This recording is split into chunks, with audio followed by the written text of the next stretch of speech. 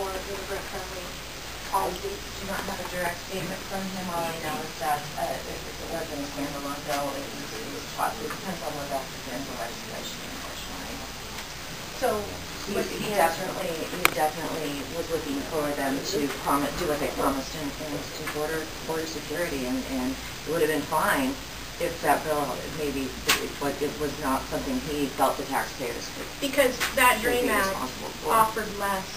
The DREAM Act in December 2010 offered less than what he had initially supported. So it was a compromise.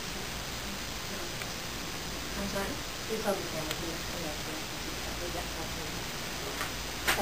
Well, why can't you talk to us? He's not snapping it. No, I'm not snapping any pictures. We're constituents, would love to leave. I know we didn't make an appointment, but we wanted for our protection. We're not in a federally protected building or anything, and so it's for our protection of children. Yeah, definitely. We don't. And one of the things too is we do find it, it's really a disappointment because the congressman, he always said, yes, we need to support pro legislation, but also, he has been saying, but we do need enforcement. But at the same time, Senator Schumer with Senator McCain, they voted for $600 billion in border security. And so that was no excuse for the congressman to vote no. And, that's one of the things that we want to come here, that we're going to continue to pressure because, he is our congressman, and we want to hold him accountable for a vote no, that he was so short. And as a U.S. Senator, he has a high responsibility now to represent the entire people of Arizona. And this is something we're going to continue to pressure. And just, we definitely appreciate if you can, pass our message. Hopefully it was, I wish it could have been a message of, just thank you, but it's not. It's a message of disappointment, and we hope he clarifies his position, and we hope that he actually makes a statement on where he stands. Because undocumented youth, like many of us here, and voters, we want an answer from him, and so we appreciate that he can come out, because we're going to continue to ensure that he makes that statement and where he stands with the Latino community. As far as the Senate goes, has anyone reached out to that office?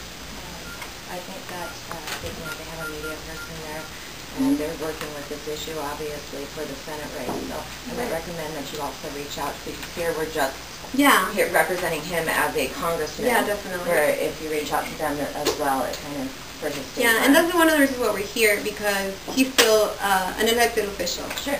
He's not only a candidate, and definitely, we can definitely go talk to his headquarters and his campaign, but we're here as his constituents, because even though I'm undocumented, I consider myself a constituent of Mesa. I actually live here. And, I want to be able to let him know that this whole let's secure the borders before we pass the DREAM Act, that's just an excuse to me. That's an excuse to a lot of Latino voters and and I'm not even going to say voters because we're not at his campaign office, but to the Latino constituency. And so we just wanted to pass a message along to you.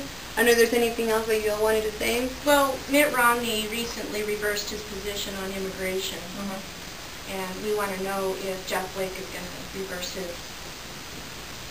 And I think that would best be presented to the Senate campaign office. I think it's a good platform that he's building for immigration. We're not asking in the future, we're question. wondering now.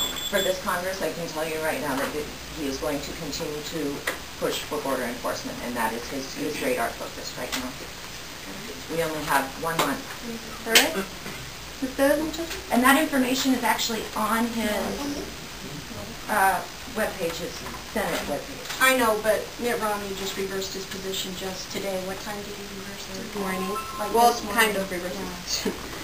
Okay, great. Well, we just wanted to leave you this. It's a little bit symbolic. We made it ourselves, but basically he owes the state of Arizona $18.4 billion. And what's a check? Okay. It's a bill. Okay.